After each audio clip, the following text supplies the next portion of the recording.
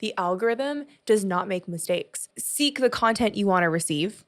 On the second hand, create the content that you want to be known for, because the algorithm is going to connect you with your ideal target. It's almost like reframing it. Don't be a slave to the algorithm, be a master of the algorithm. Yeah. So the whole idea is that I got high, and it's a Puma commercial, and it's basically the idea that she got high running, and that is the concept. So that it's kind of playing on smoking weed, but it's the high because she went running. Hot or not? What a brand, what a brand, what a brand, what a mighty good brand. Say it again now. What a brand, what a brand, what a brand, what a mighty good brand. Welcome back to another episode of Art of the Brand. This week is a big week. We're coming off of Camille on trial, which was a really big moment. We've done a whole podcast segment on that, which for those who liked the posts, please listen to that. For me, the really core takeaway was how much support and positivity comes through when you're raw and when you're real. And it's such an important takeaway for business owners. It's like post everything, the highs, the lows. That's how you build a tribe and raving fans. Yeah, I was always surprised how interested people are in law. You know, like I used to post more about legal issues. People were fascinated about it, but now that it's more business. But definitely that podcast about Camille on trial is going to give you some interesting insights on what a trial looks like when hotshot lawyers think they're going to take on what they consider an ordinary citizen who then eats their lunch in front of the whole courtroom. Yeah, honestly, it's a really good podcast episode and a listen for you business owners that need that kick in the pants to show up and do things that are uncomfortable, because times are tough. Like you need to be able to actually stand up for yourself. And it was such an empowering experience. It's not about the money. We did win both cases, so we made back our few $1,000, but it really wasn't about the money. It was the growth that I experienced. And that's where everyone was so overwhelmingly positive and supportive. And I'm not gonna lie, it's really nice when people show up and they're like cheering you on. So it was a really great. So Camille on trial, that episode is out. You've also had a big week. Do you want to share the camera, your newest baby? This is the picture of me with whatever these cameras are called, Polaroids, in front of my new Tesla Cybertruck. I was an original buyer of Tesla Model X 7 years ago, so I've always been a big fan of the company, the technology, and the brand, and wanted to show my support by continuing to support amazing products and leave the politics out of it. However, as you were aware, I did engage with the protesters for about half an hour in healthy dialogue about what's going on there, and I think about half of them I talked to in the end were like, "Those are good points we hadn't thought about," and one of my pleasures in life is just engaging in good dialogue with people who disagree with me. It's to stir the pot. No, I think humans need to understand what's important rather than just kind of do what they're told is important. And we don't have enough dialogue with people who disagree with us. Yeah. And it's a main thing I was writing about this week. People want to be right so badly that they no longer care about finding the truth. Yeah. And I think it's really applicable, we'll probably talk about in the podcast, in the marketing and branding world. Yeah. Right? The truth is what matters if you're looking for success, not what your tribe wants to feel is right. I think I was actually going to say, I think it's deeper than that. Yeah. I actually don't think that statement was deep enough, because I think that the problem is that a lot of the poor decisions that are being made right now in branding or marketing are being done through the lens that because it matters to you, you therefore think it matters to a brand that you haven't built and to all of their customers. And the justification of this matters to people is why it gets across the line and across the table, when really putting larger issues on faceless companies, especially companies where like these are trends of the moment versus brands that have been built over decades or a century, it just becomes very sticky territory. So it's even deeper than what you said, because it's not even about what you think that they want. It's that there's actually no indication that the populace for this brand, or that like the community for the brand has indicated they want that. It's that in your position, because so much of what you do, to give them credit at least, is you're very siloed, right? Like you're making these decisions in your, 14th floor office, and the people that you're really needing to speak to on is the board. You know what was a missed opportunity for me? And I know that I must walk and spend 2 minutes in the box and feel shame because I did not film these dialogues. It was my potential kind of moment to interview people. It would have been, the conversations were phenomenal. Like they're actually warm. I should have filmed them. I didn't follow our own advice in terms of authentic content. I just went out and had a conversation. Well, I think that's actually a really good actionable takeaway that we can kick off with, in that it's funny, we don't talk enough about our own growth and how uncomfortable it is to like document your life and like create content as a business owner, which is what Philip and I are also doing. And for me, a big takeaway that's really changed for me is, one, just getting in the habit of trying to see everything you're doing as an opportunity to shoot content. So just first and foremost, going through the mental shift of like, okay, I'm going into a meeting. What could I shoot? What could I record? I'm going to go pick up my new car. What could I shoot? What could I record?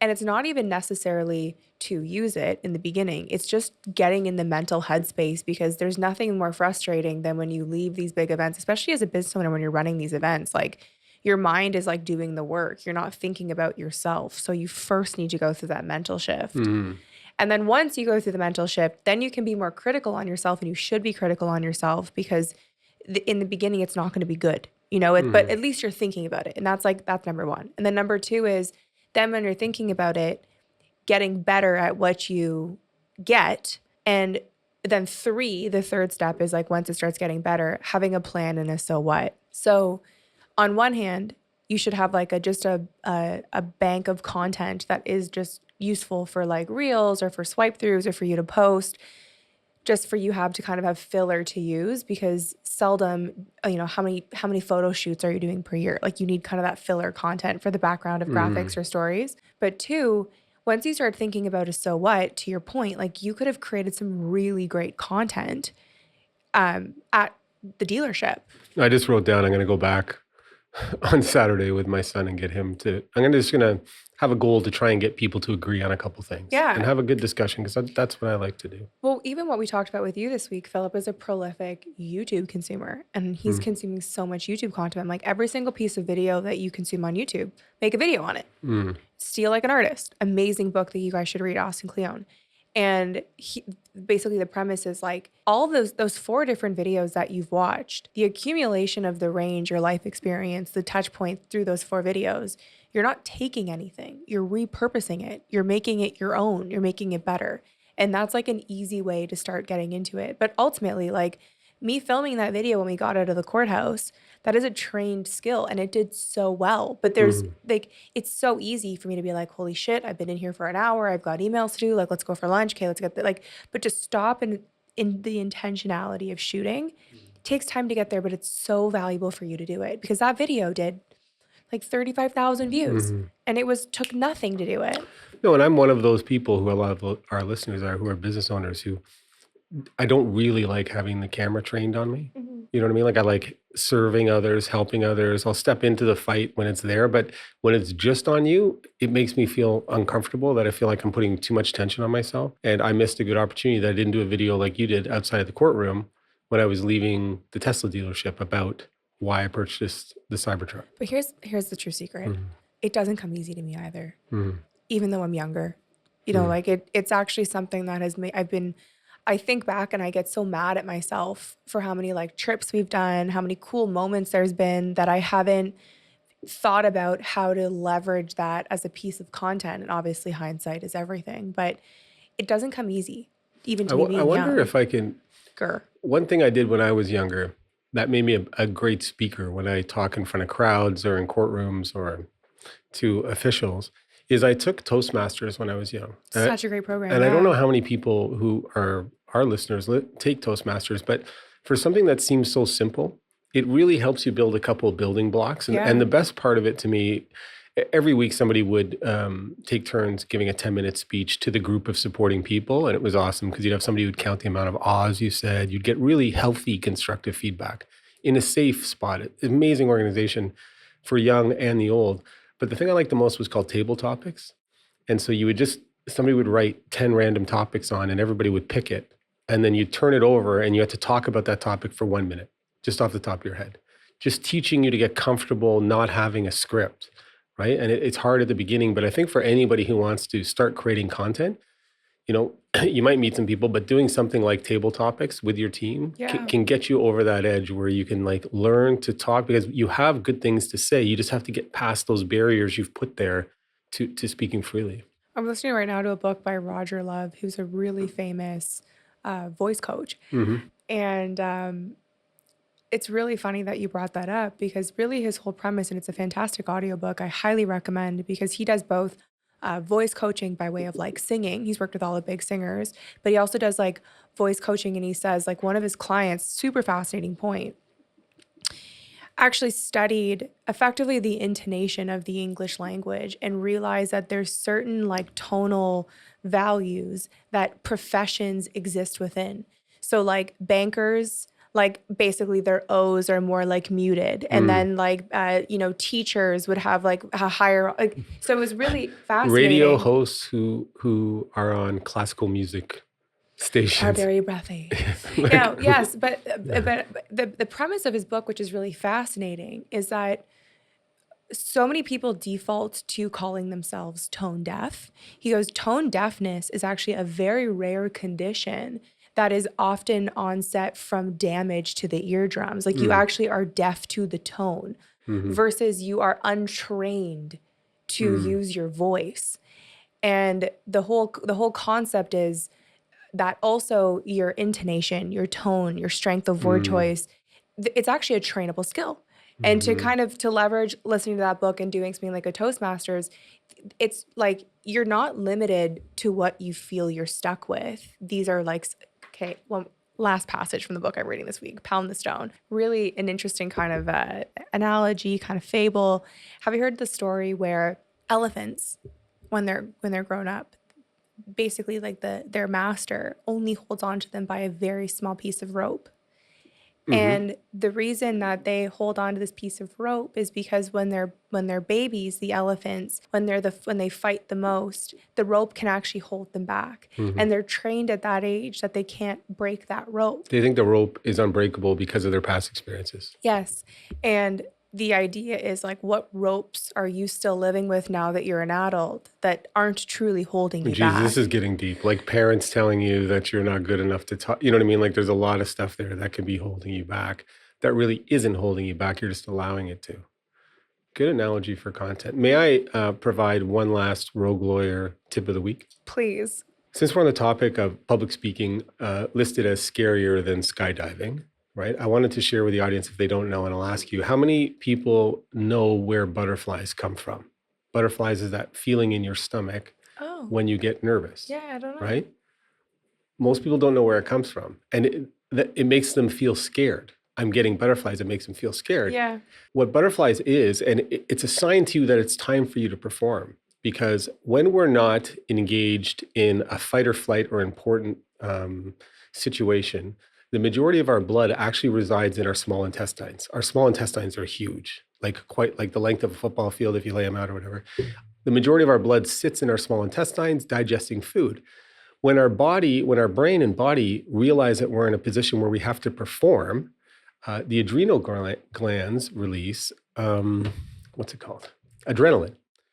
And what adrenaline does is it tells the body, this blood in my small intestines for digestion is needed in my brain and my muscles because I have to perform. And so when you get in that situation, you'll feel these butterflies. That's the blood just being redirected to your muscles and your brain so you can be better. So next time you feel butterflies, welcome it. Say, amazing, my body knows it's time for me to prepare. This is blood going to where it's needed at the moment. And then lean into that butterfly moment because your body knows it's time for you to show up.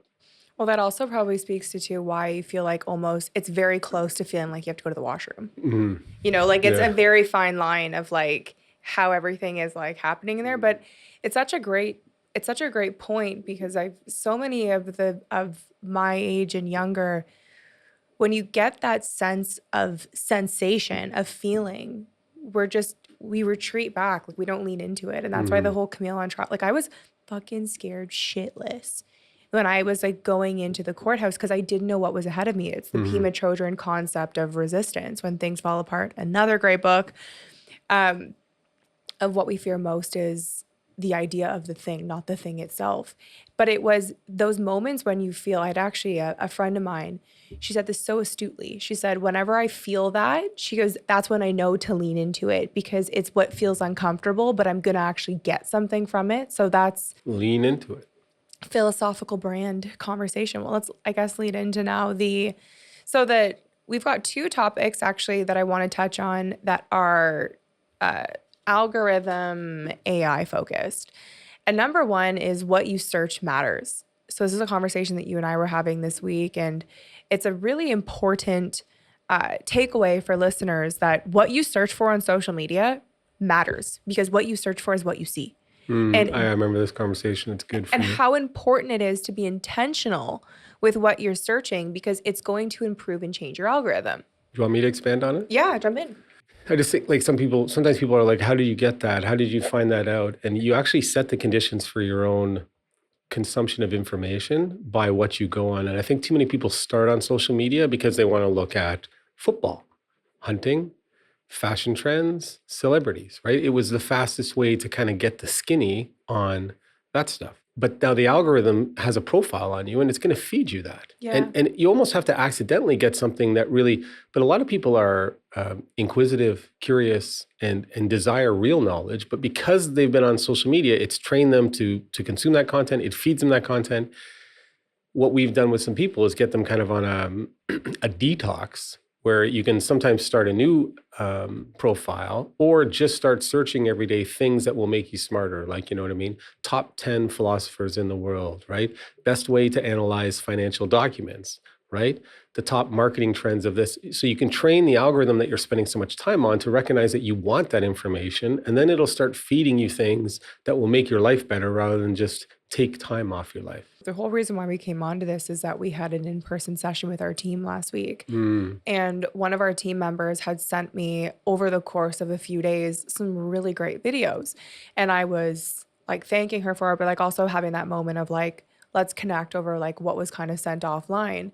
And her comment out loud was, yeah, like my algorithm has been really good the last few days. And it led us down a rabbit hole of us having this conversation where it's really important what you search for and how you spend your time online because it's so easy to not see that video because you went for purses instead of clicking on that, you know, the Bayes Claw clip breakdown, right? Yeah.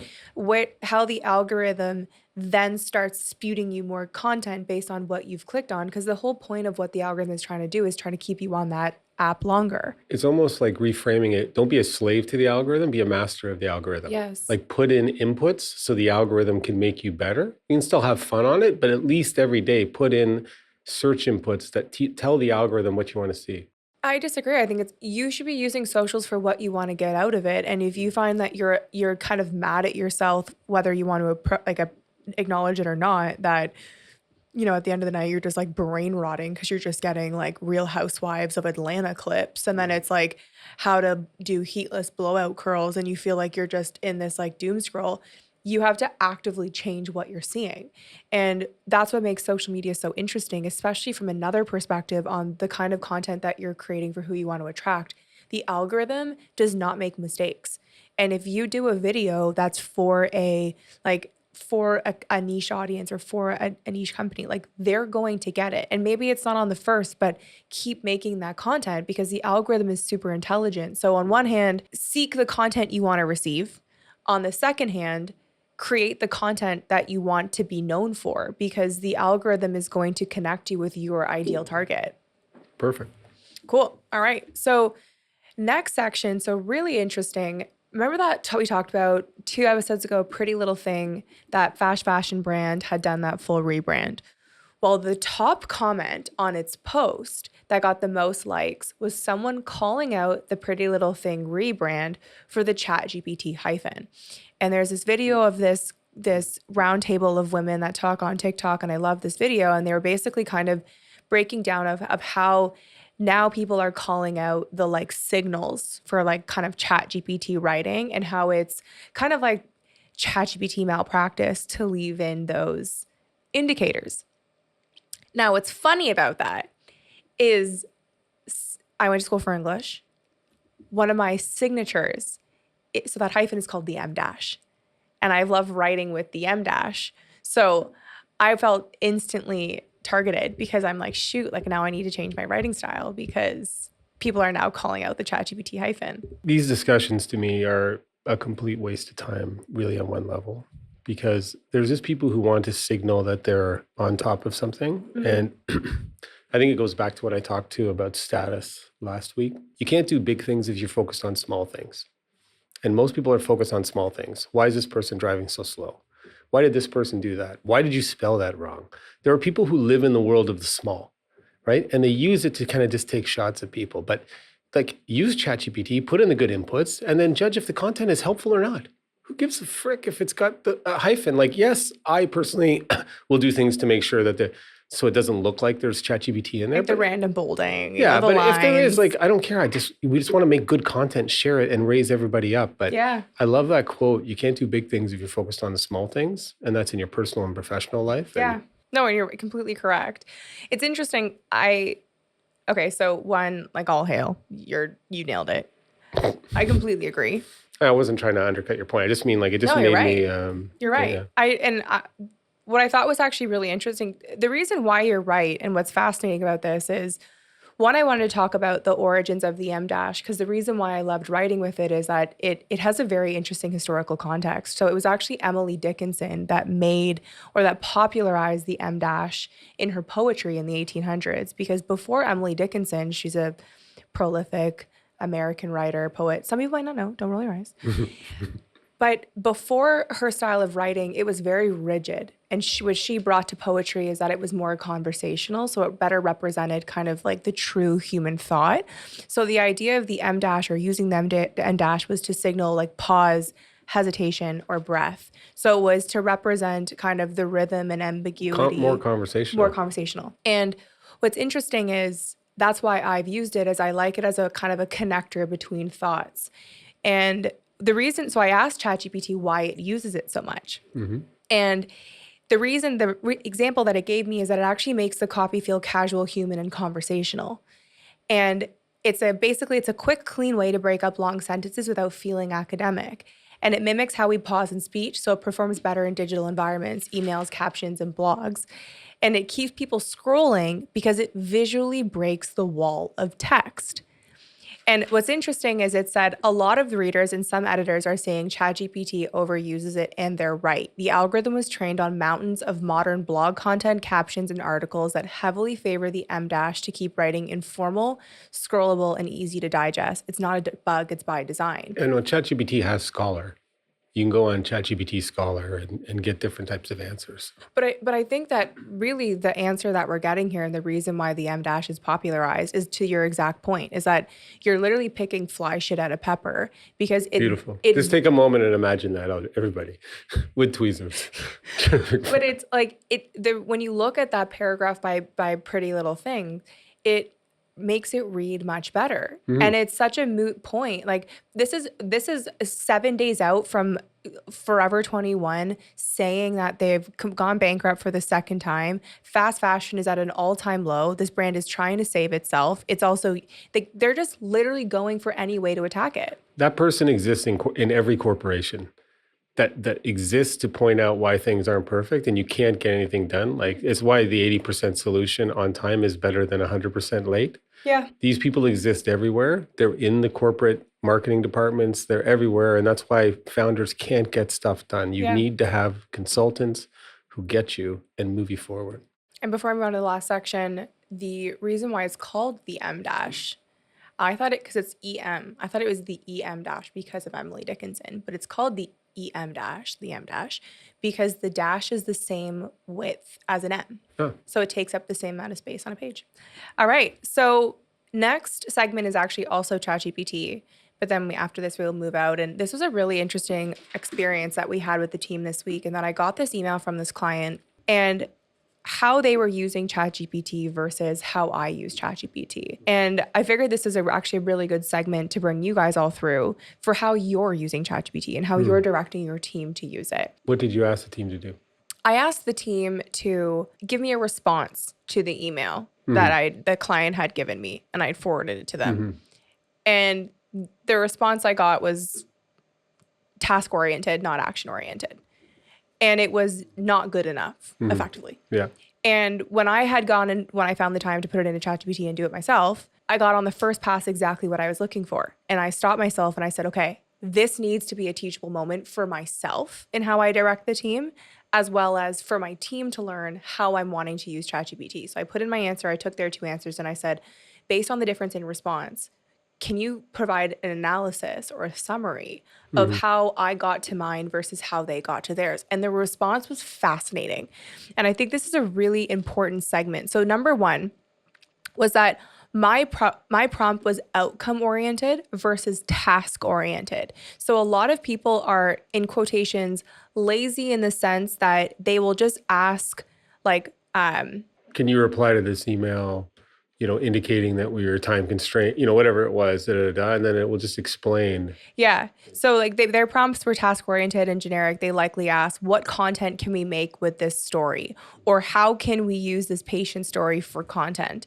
Right? But it misses the bigger opportunity to tie it strategically to the brand's goals, right? Versus mine, which is more action oriented. I focused the prompt on the actual goal, and I didn't just ask a simple like task oriented question. And then the second is that I included context that actually mattered. So what most people miss when they're speaking to ChatGPT is they don't provide context. And context is very relevant because it's a language learning model. So without context, it can only give you based on the knowledge at hand, which is limited. The language learning model is lazy and linear, is what I found. Yes. Right? To just throw some else in there. So when people kind of say, oh my God, ChatGPT, and they don't like it, ChatGPT just reflects the intelligence and the ability of the user to ask the right questions. And personally, I've experienced this where I've started almost kind of giving ChatGPT shit and saying, look, that answer is lazy. Now, it's probably my fault, but I think you have to push the models. You have to give it context. You have to say, I do not want a linear traditional response. I want you to understand the context of where we are, what I want to achieve, and where we need to go. You nailed it. That's actually point number 3 is ChatGPT said you told ChatGPT what you didn't want. So that's very important. It's very important.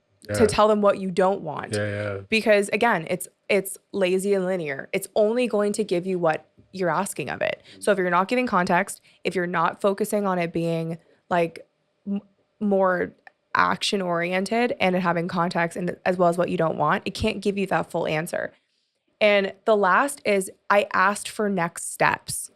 So this was super important is that I made it clear that I wanted something that my client could actually execute, not just ideas, but a plan. And that's what leaders want. And that's what clients want. So my team had stopped at just like content ideas versus how do I get the action steps needed to bring these ideas to life? And it provides a more holistic, comprehensive answer. It makes the language learning model think more. Can I give an example?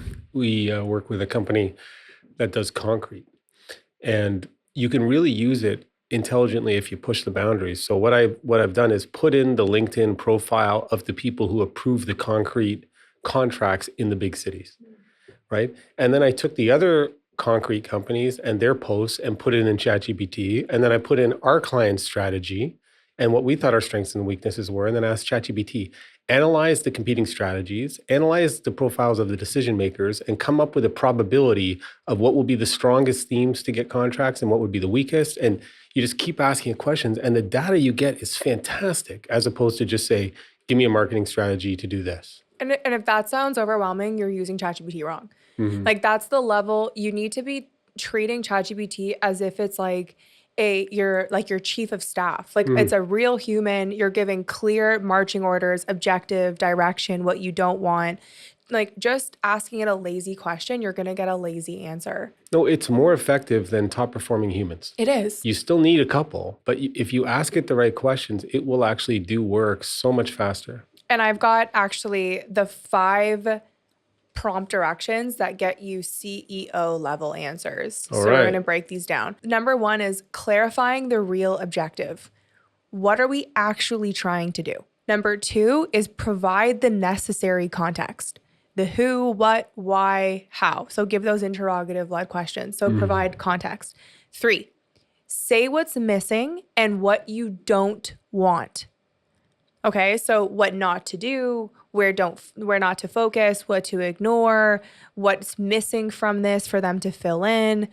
Number 4, ask for strategy and actionable next steps, not just ideas, but a plan. So how can you get to what you're achieving or suggesting to do? Because oftentimes ChatGPT will give you an answer that's it reads well, but it's actually not actionable or executable. So for example, we're doing a speaking engagement in Australia, and I was trying to plan out kind of the trip for that. And I asked, if we can extend the trip, basically here or there, where are some other places? And it gave me this fantastic trip. But then one of the places was like a 12-hour drive to like get there. And then it was a 3-hour flight, and they wanted me back the same day. And so sometimes without explaining, give me the plan, it will give you things that can read well if you glance it, but it's not actually possible. The picture I just had, if you want to visualize ChatGPT as some brilliant savant with inexhaustible research capabilities, but who sits there and kind of will almost smile at your questions. It's almost like talking to like an old oracle, which it'll literally answer your questions literally. Yes. Right? And kind of internally smile. And it's hoping that you ask more questions, but it's not going to necessarily. Or the better question. It's starting to prompt a little bit at the end, but I think, did you hit the 5th one? No, so the 5th one is effectively ask for deliverables. Exactly what you're saying. So what you're breaking down from that image is perfect, because imagine you're setting the foundation, you're providing the plot and the meat, you're asking for kind of the actionable steps, and then you're going further with the deliverable. And that's what most people miss, is that to go back to elementary school when an essay is like a sandwich, you need to see how you're asking ChatGPT to be like a sandwich. You should be typing out a full-blown paragraph, because you're giving context, you're explaining the who, what, where, why, and how. You're giving the indicators of what you want and what you don't want. That's why I like the app, and Grok is getting good. Anything that you can actually dictate into. Because when you dictate, you actually give yourself a little bit you give yourself free flow to get in this context that you would, because we're taught to kind of use less words, and and then it will pick up on that. So try and use the audible dictation. The audible dictation, you'll get better answers. May I add potentially a 6th one that I don't think has been considered, but I think is the most important. Okay. Especially for business owners or people who are high up. I can't remember what the quote was, right? It's what we don't know that will kill us.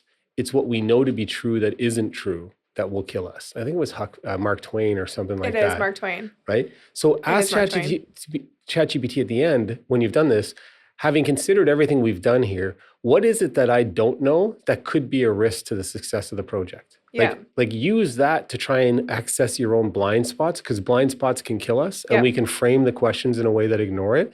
So getting that now is essentially similar.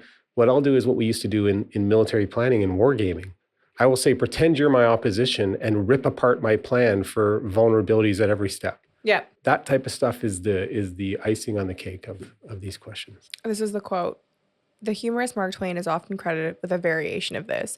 It ain't what you don't know that gets you into trouble. It's what you know for sure that just ain't so. Just pulled that right out of my head. Yeah, that is bang on. So those are the 6 things that you need to know for constructing your ChatGPT prompt. Lastly, I don't know if we talked about it on the podcast. I think we might have.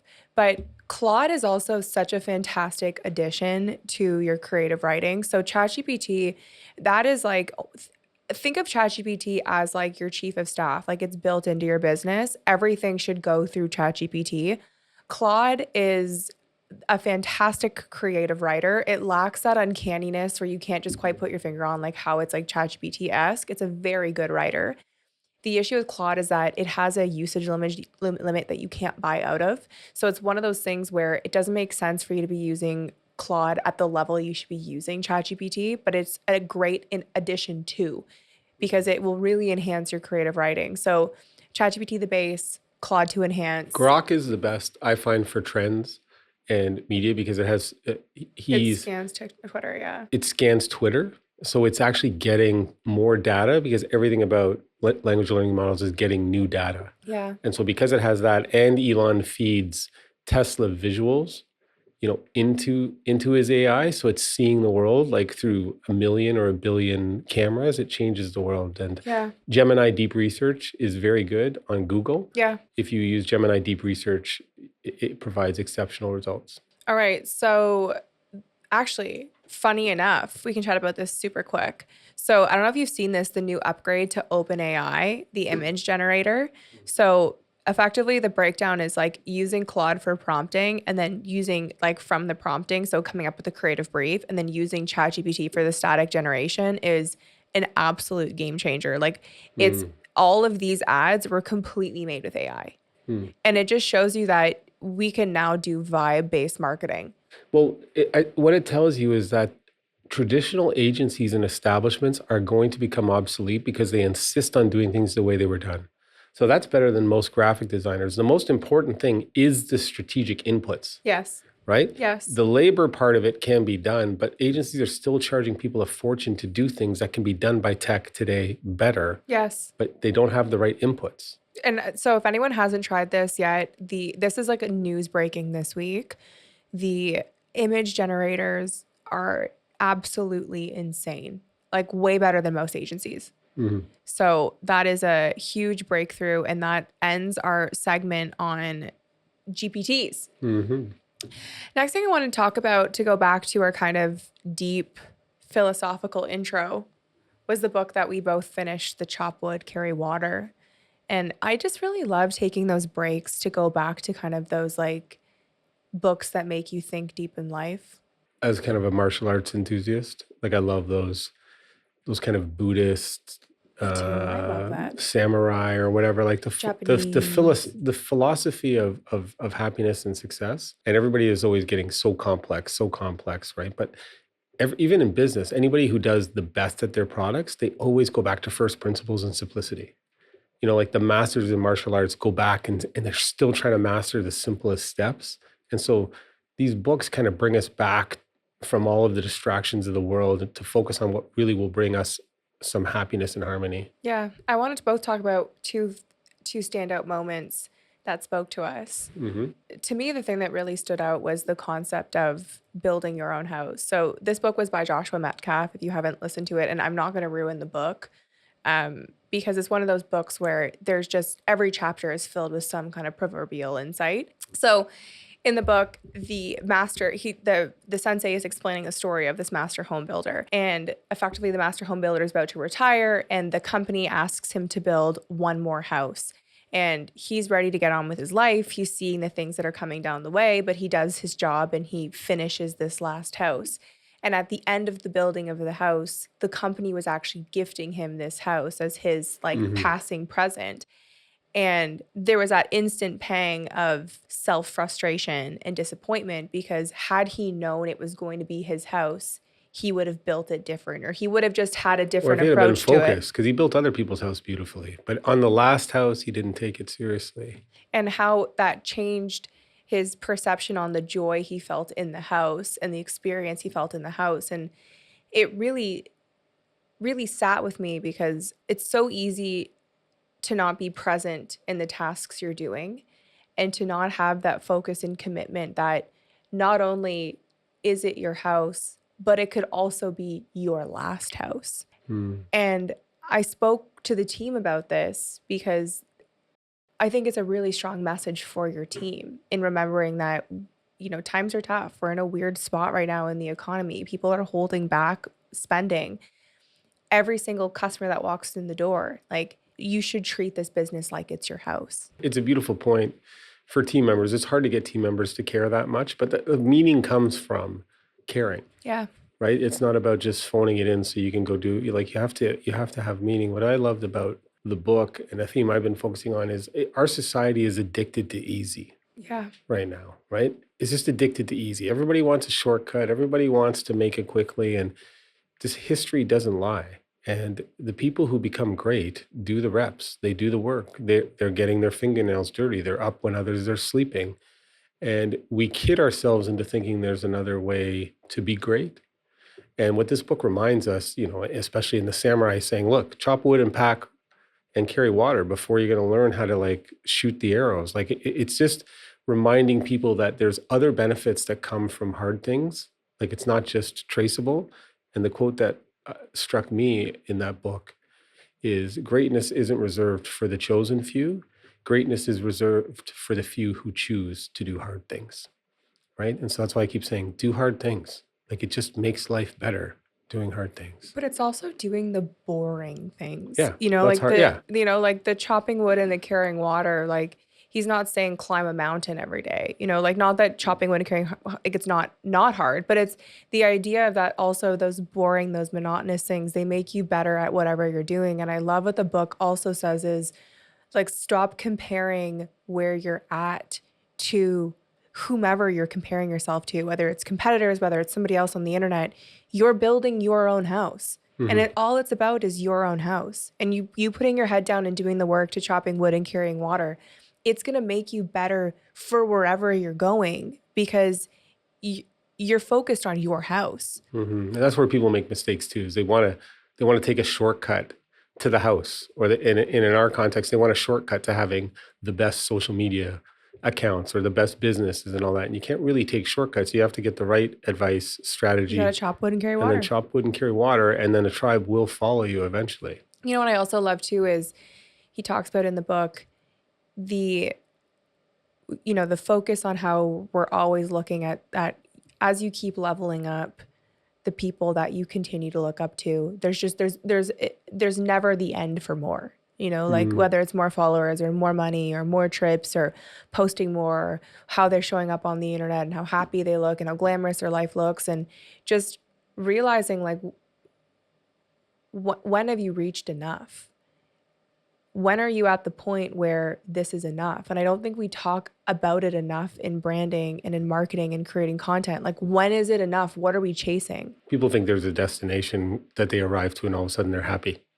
Right? It's not the destination, it's the journey. It's finding happiness. So it's not in enough. This. And then as you're on the journey, redefine what you want from happiness, right? When you're young, it's I want a car like some superstar or something. No, it's you want a car, period. Or you want a yacht, and then right? you But get then the you're car. never happy. Yeah. I want to show you my favorite Oscar Wilde quote. The suspense is terrible. I hope it will last. Mm-hmm.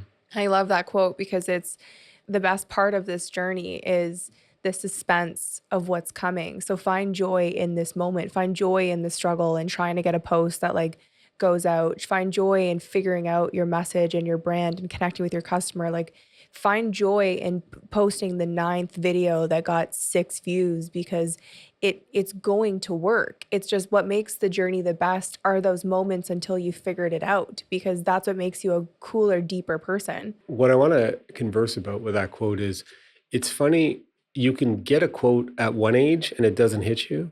And then you can get a quote at another age, like after you've grown and it hits you. Like the best words, the best quotes are ones that have different meanings to you at different times. And lifespan, yeah. That quote, when you think of it, the suspense is beautiful. I hope that it lasts. It was terrible. It's terrible. I hope that it lasts. That's somebody who knows there's an end, right? Not somebody, right? Because those moments of suspense, they're the most alive you feel. Like I can, it's for me sitting on a C-130 Hercules before the first jump.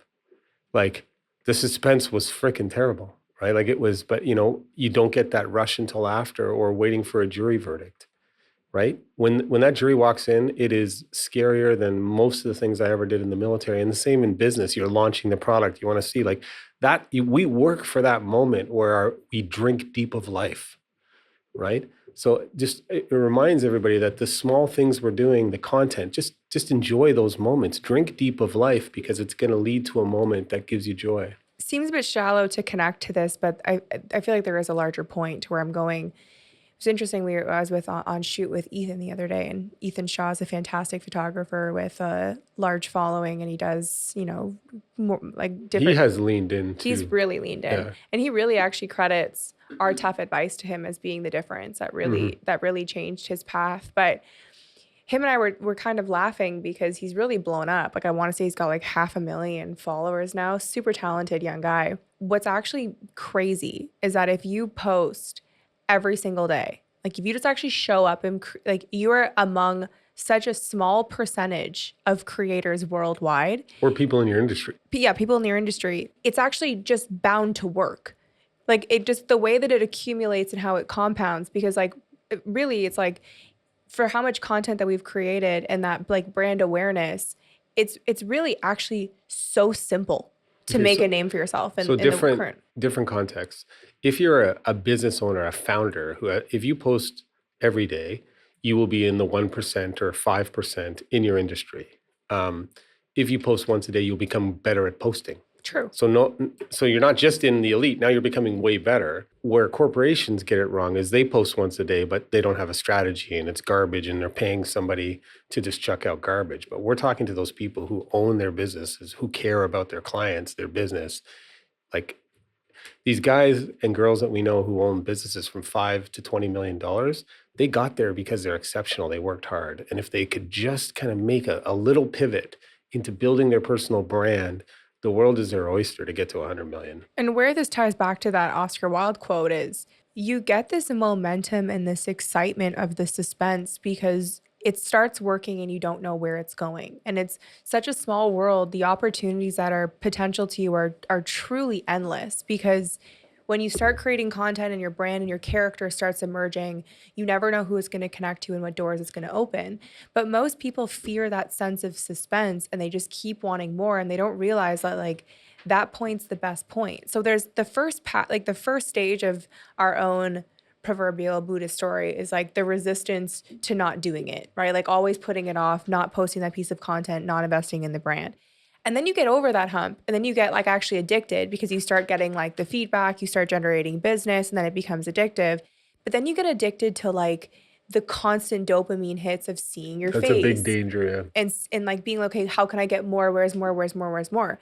And then that's where you kind of get to that point where it's like, when is it enough? And that's where listening to this Chop Wood, Carry Water, it was so important to me because I need to be reframed of this is enough.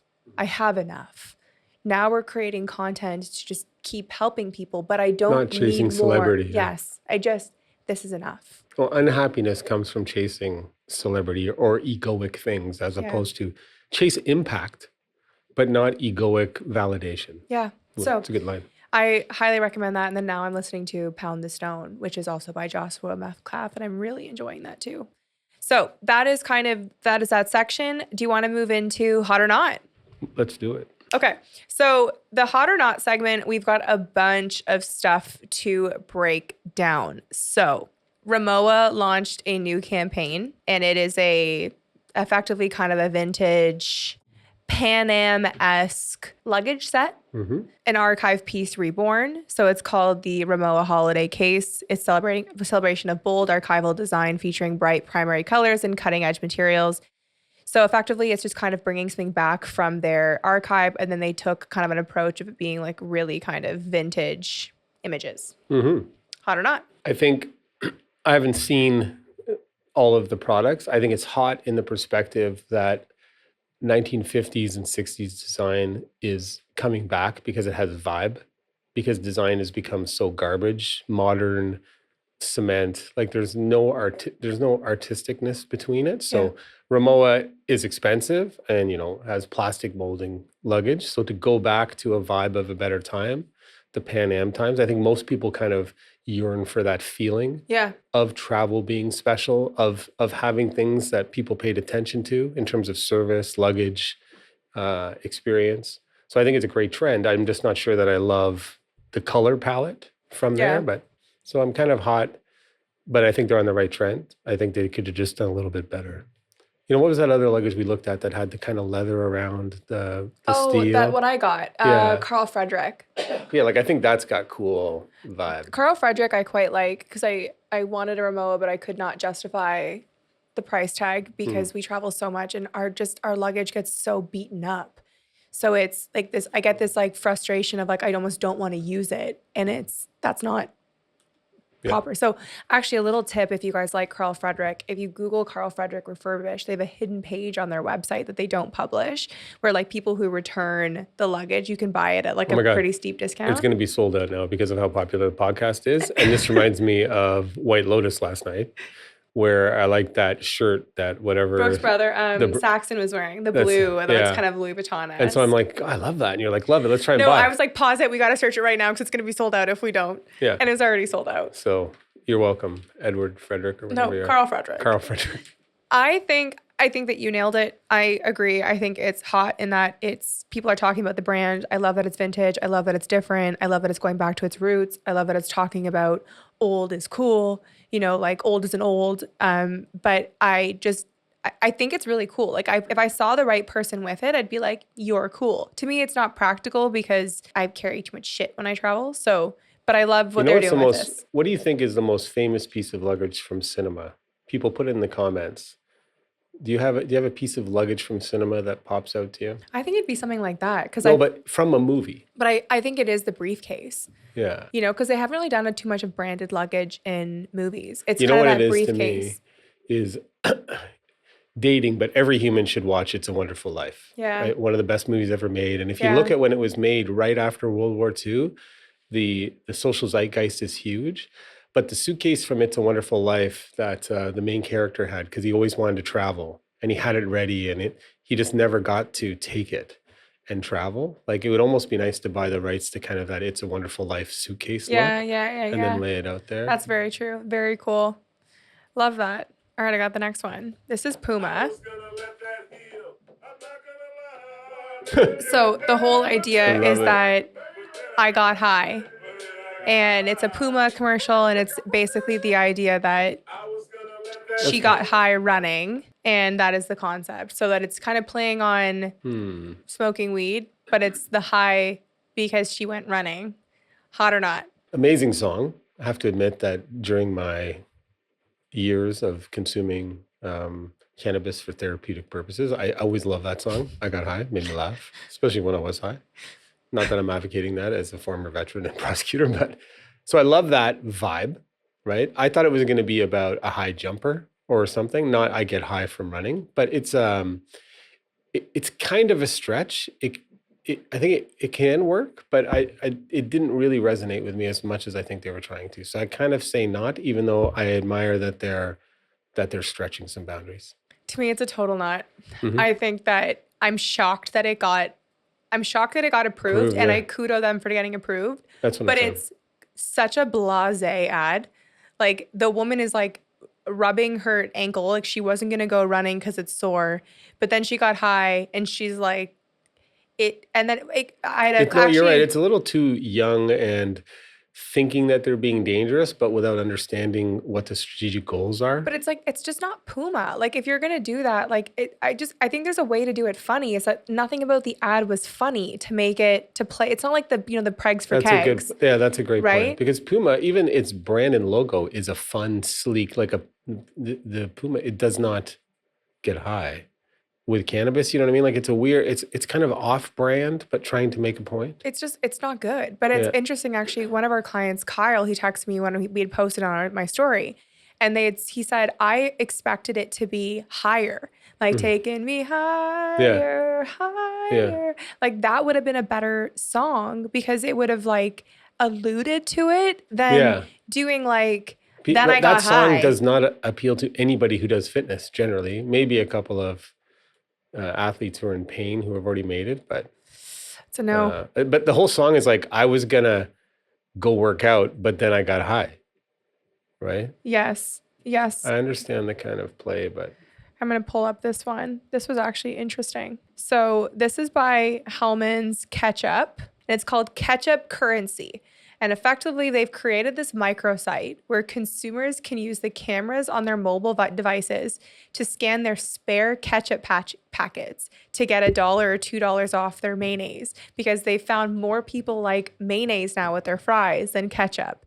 So it's kind of a play of like all these like random packets you have in your house to be a reason to buy more mayo. And the ad is like, in mayo I we would trust. almost guarantee there's an ex-military person behind that ad. That type of thinking is like guerrilla fighting. Yeah. Great thinking. It was really good.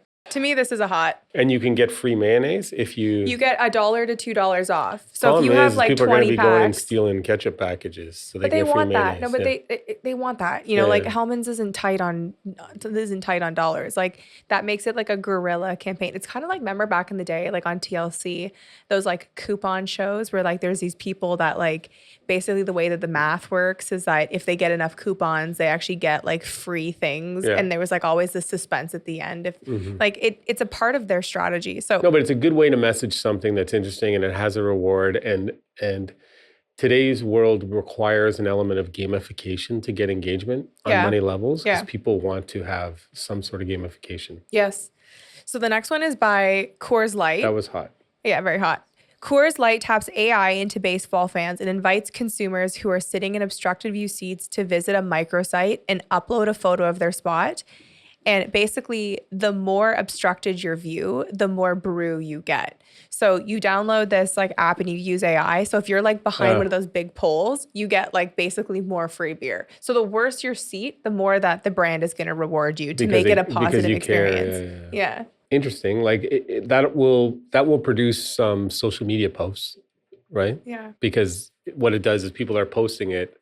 I imagine they have to post it in order to get the free beer, but it's a great way to get recognition and to reward. Like humans love when you're rewarding people who care, right? And that's where that brand is being intelligent, because the lifers who are up in the top row in the nosebleeds or who are there, they're actually the people that the players should be playing for, not the corporate people down below who don't even watch the game. Like when we go to a Leafs game, like half of the place isn't even watching hockey. They're just there for social status signaling. But that speaks to the customer who buys their product, right? That's the person who buys a Coors Light. So it's intelligent. You know, Bud Light should take a lesson from whoever's doing that. Good job. Hot. The reason why I really liked it is both of these, this one more than the last, are actually quite inexpensive for the impact that it drives. And it gets your audience to participate. And be engaged. Like think of how, like I would just buy Hellmann's. Like I'm not going to go home and scan my ketchup packs, but I'm going to think of Hellmann's and I'm going to reward Hellmann's by a purchase because every time I see a ketchup pack.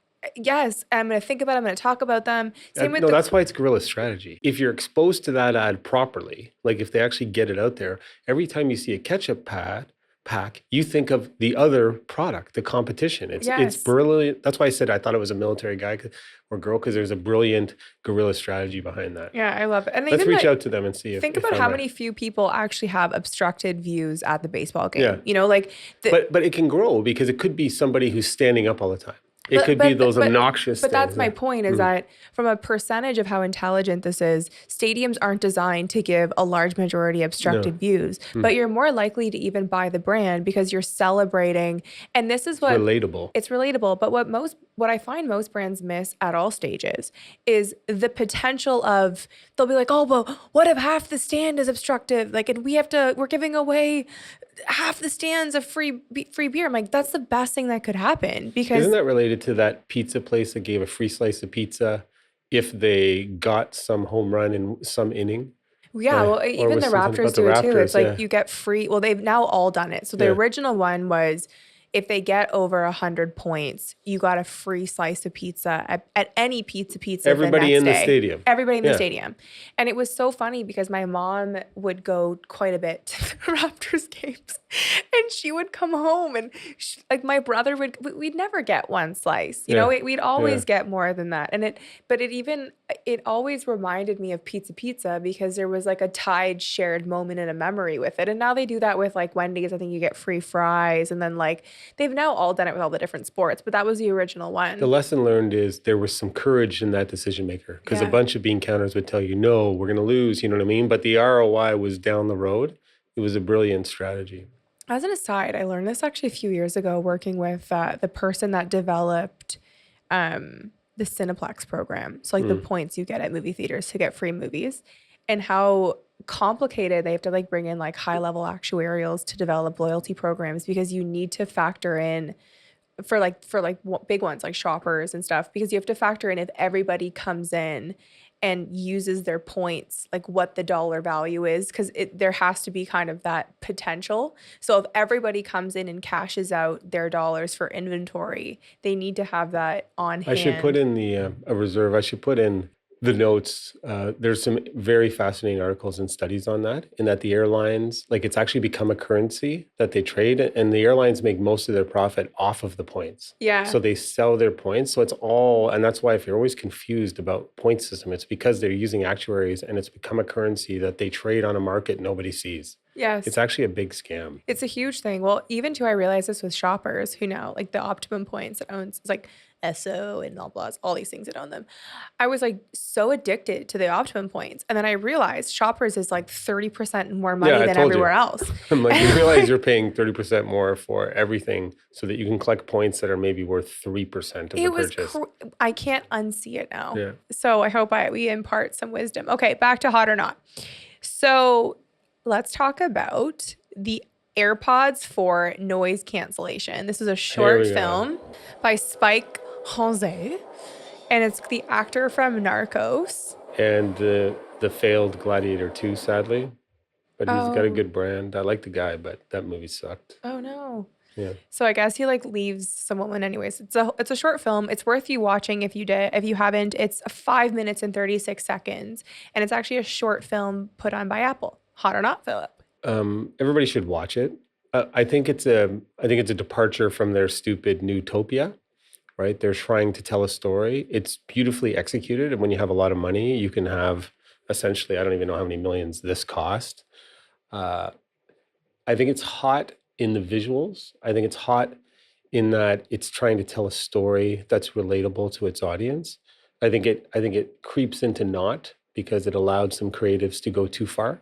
In terms of, this is what happens when you allow creatives, like the old days, Rory would talk about it. You would have the most beautiful ad in a magazine, but nobody knew what it was for, right? And it just became, the art became higher than the message. So this short film, I think, is a little too long because it doesn't really have a plot in the end, and it wallows in beautiful visuals for too long, rather than kind of moving from where the noise cancellation would affect their customer's life in a more practical level. So I'm saying not on that level because it's not practical enough, but artistic, it's one of their better ads. To me, it's complicated to analyze because so on one hand, I watched it till the end.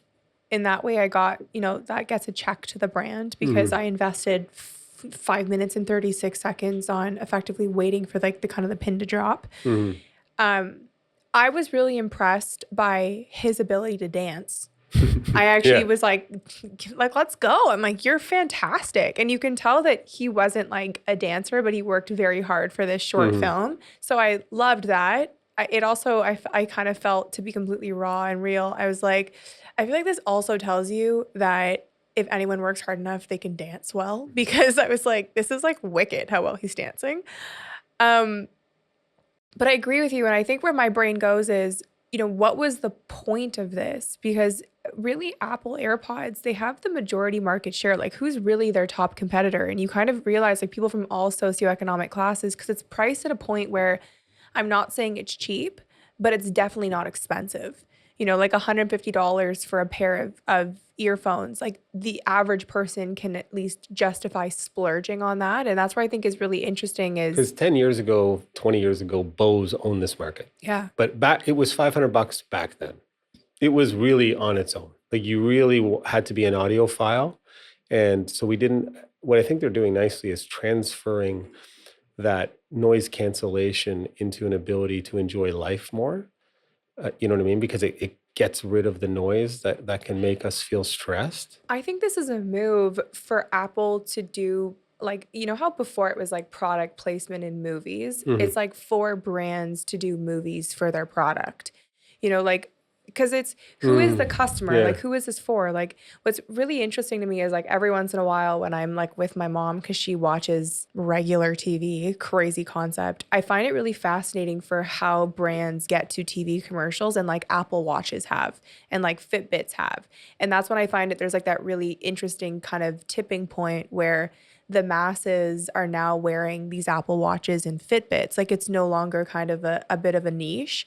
And AirPods are kind of the same. So who is this? Because it's not really an ad. It's an ad, but it's not speaking to the people who don't know about this product. I think it's 100% an ad. But I think what it's speaking to from my perspective is it's trying to redefine the category of the noise cancellation earbuds so that it can get a higher price point. Because when I look at it, what it's showing is that this doesn't just cancel noise, it makes your life better because it's got very dreariness at the beginning.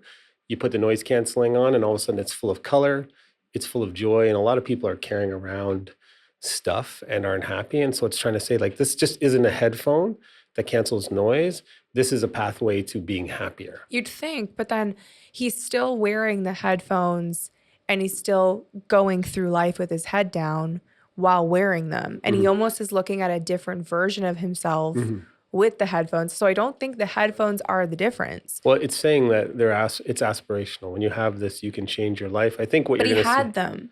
Yeah, but he wasn't using them well, or he wasn't that's where the ad kind of fails. Yeah. Because what I would do is I would have done this ad, you know, being in a noisy coffee shop, putting it on, and then being in a Zen garden, or being on a subway and hearing a couple argue in a horrible way, putting them on and finding peace, like showing where your users can make their life better if they just have this product. To me, my core takeaway is I want to give it a hot because I watched it and it was different and I appreciated the color and like what they did. But it's not in the sense that it comes across to me as like a brand with too much money that's like doing things that's lacking impact, because I don't feel more connected to the brand. I don't feel more connected to the product. I don't feel like it's doing artistic things for the sake of furthering the creative community.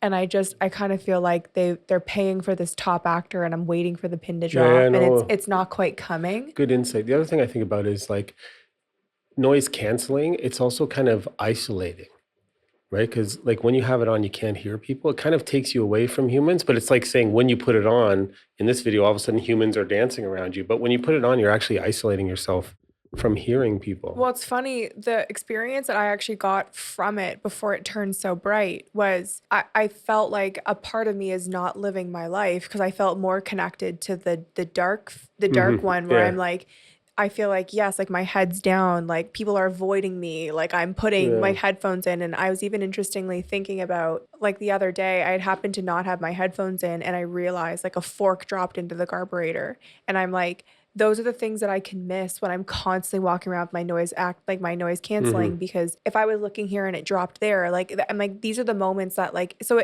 I actually didn't find that I felt coming out of this how powerful they are, because like I really do love the app. I've got literally 4 pairs of them, but I felt more connected, even though I feel more aligned with the positive person because I'm happy and life is colorful for me. I'm like, to your point, your approach to it would have been a better click and reinforcing of like, I access my Zen garden when I have them in the coffee shop versus I'm closing myself off and I can't have random impromptu conversations. Because like going for a walk with noise cancellation headphones in the forest is very stupid, right? Like you should hear the forest. You need to be bathed in the sound and smell and texture of the forest. And I think they're trying to cut off maybe what they see as a decline, because there's also the talk about something so small, so close to your brain that is so powerful.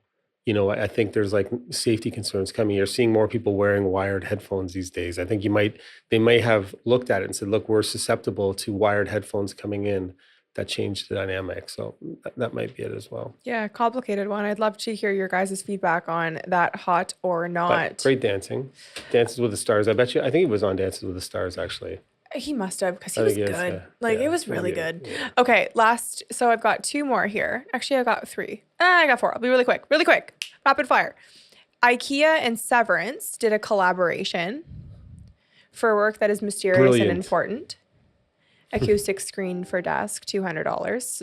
Hot? Look, that's a collaboration that's risky, but it's amazing. That Severance is intellectual. It's well done. People love it. It's relating to them. And so it's relatable to the people who probably buy IKEA for their apartments in town. Like, you know what I mean? In towns. And I think most people, because Severance is about the loneliness of the person working in a place by themselves, walking through it. And those people are generally IKEA's customers, right? You're furnishing a 1 or a 2 bedroom in an urban area. So I think that collaboration is amazing as long as they manage it not to lean into the negative aspects of the corporate world that Severance is talking to, which is where the danger is, because they're essentially showing office furniture that replicates that kind of suffocating environment that he's living in. I wanted to go back actually a few weeks ago when I said that the Burberry bringing on the Amy from White Lotus was a nod, and I actually wanted to take that back because it's been really cool showing up every Sunday to see that episode go live. Like, I really haven't done that in a long time. And it's interesting with the pace of social media to be able for these brands to tap into a relevant moment. And I want to applaud brands for being able to move fast, because so much of our criticism has been that they move too slowly.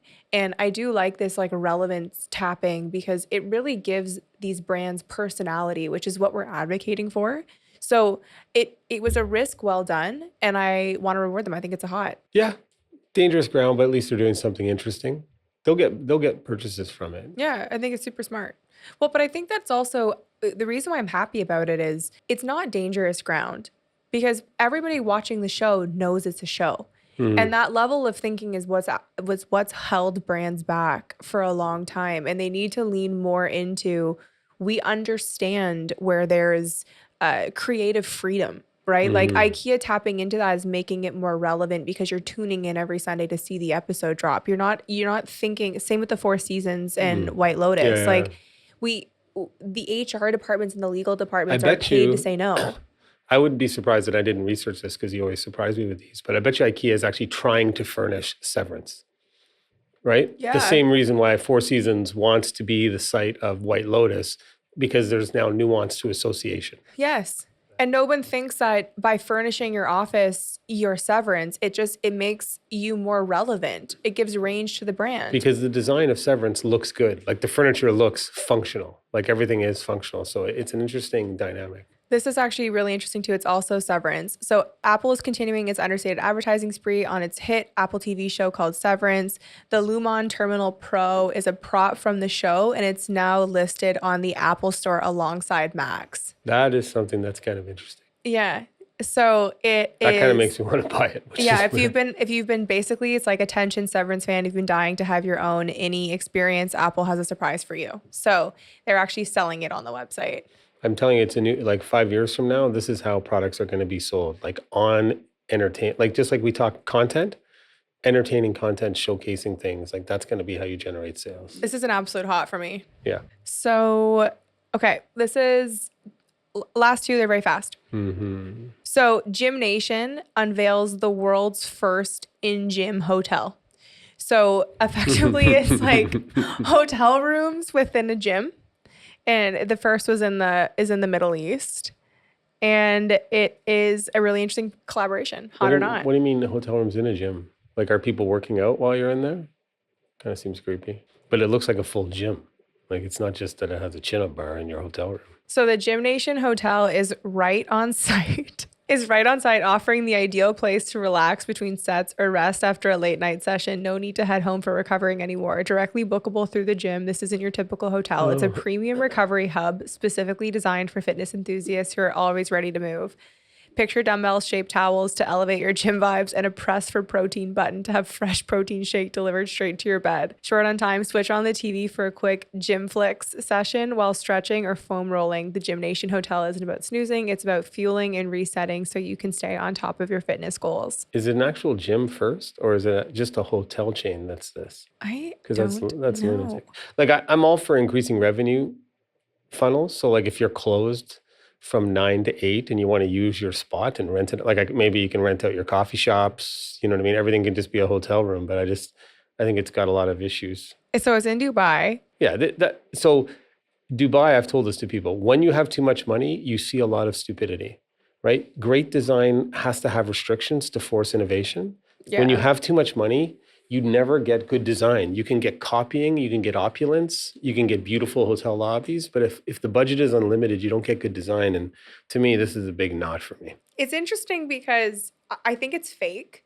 Like there's no real photos of what the hotel room would look like, and it makes no sense to be sleeping in like the middle of the gym floor. It's a nod. So I think it's fake. I think it was designed to get PR. But for who? For the brand. If Gym Nation actually is gyms? Yeah, it's a chain of gyms. Yeah. The people's gym, best gym in looks like Dubai, pay monthly, open 24/7. So I think this was just like a PR move for people to be like, this is ridiculous. I bet it's not true, I believe it's fake. Because like book. It doesn't there is no booking. Yeah, so it's fake. But so it's a parody. Parodies can work. I don't know if it will result in more sales or a better brand, but yeah, I want to give it though a hot because I know. Blown away. I know. No way. I want to give it a hot because I found when I was doing like the research for this week and I was looking at the swipe throughs, it was one of the things that was the most shocking that stood out to me. Mm-hmm. And if it is fake, it doesn't cost a lot of money for a brand to do something like that. But we've done a lot of fitness facility work. If I'm like in a town looking for a high-end gym, that doesn't make me want. But it's not a high. It's kind of an elevated good life. Like it's a 24/7 gym. Yeah, it's like a drop-in gym concept. Okay. It's hard for brands like that to have breakout moments, but I don't think it translates into revenue or brand elevation. I think it does because I think people that are in that market, they're now talking about that gym. They're more likely if they're deciding to sign up for a membership, go to one that's doing something viral. Like it's the simplicity sometimes of virality when you're a gym chain, right? Like if they have 100 of them in Dubai and they're all over the place and this is like breaking news on the internet, it's going to result in a lift because it's awareness. Agree to disagree. Yeah, let us know, guys, what you think. All right, last one. Okay, so Doc Martens did a collab with Bratz dolls. So there's like now a full line of Bratz Doc Martens on the Doc Marten website. And they had a really cool breakout video of like Bratz wearing Doc Martens. And we had a bunch of like K-pop stars wearing them. And this was like a big collab this week. So hot or not? I am a big fan of the Doc Marten brand. When I was young, it was cool. Their product has a really cool story. And I always found their shoes very comfortable. And it was kind of the first dress shoes I had when I was in university. Like that kind of looked like a dress shoe, but it was casual. But then it had that sole that was so cool. I always liked the brand. I didn't know where it went for probably a couple decades. So I like the idea because the products are generally good. What I'm concerned about is they have too many SKUs. They're trying to please too many people. But I do see this appealing to young people. There is something about the Doc Marten story that appeals to people. And Bratz is probably a good way to get some people interested in it who are younger.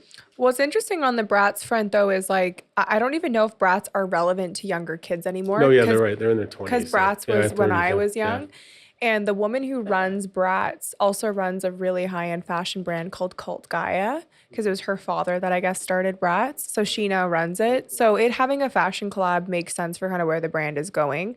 I think on the face, it's hot because basically the way Bratz worked is like they always had these like big boots or big shoes because it was like clicking. Yeah. So I think it's a really smart move for the understanding of the brand. What sucks for me is I find the designs like weirdly for like kind of a Northwest, like a 12 to 14-year-old, which I don't know if the mom that has a 12 to 14-year-old had Bratz or if the 12 to 14-year-old is reaching the Doc Marten message. Like they're not particularly like why they've got like, here, I'll show you.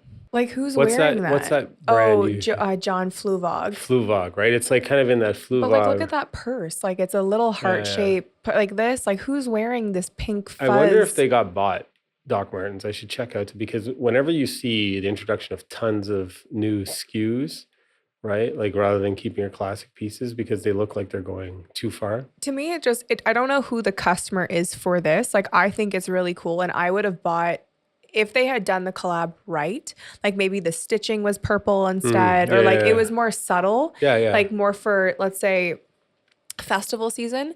But this just kind of seems like, you know what? Maybe it's for the Korean or Asian audience. Well, like this does kind of feel K-poppy. Yeah. Because remember, they love tiny. Like miniature croissants, miniature everything. Like I can imagine on a Brat being able to take off a a Doc Marten shoe and have like the real tiny Doc Martens. Like that would be cool. Yeah, They yeah. love that Maybe stuff. that's the angle, is they're going for like a Korean An Asian audience, an audience, Asian audience. yeah. Because that's, to me, I don't understand who the customer is, but overall, a hot. Good for them. Cool. Doing something interesting. Well, that wraps up this week's episode of Art of the Brand. If you've enjoyed this episode, please share it. Yes. Because shares matter more than follows. Obviously, we'd love a follow, but if you're going to do one thing for us, share it. And second, if you haven't checked it out yet, the social media masterclass is now available. We poured our heart and soul into this. And we reward people to get to the end. So now if you go into the bio, you can click and get a discount on the course for listening to the end. And if you can't afford it, send us a message because we want to help all business owners. Thanks for stopping in for this week's episode of Art of the Brand.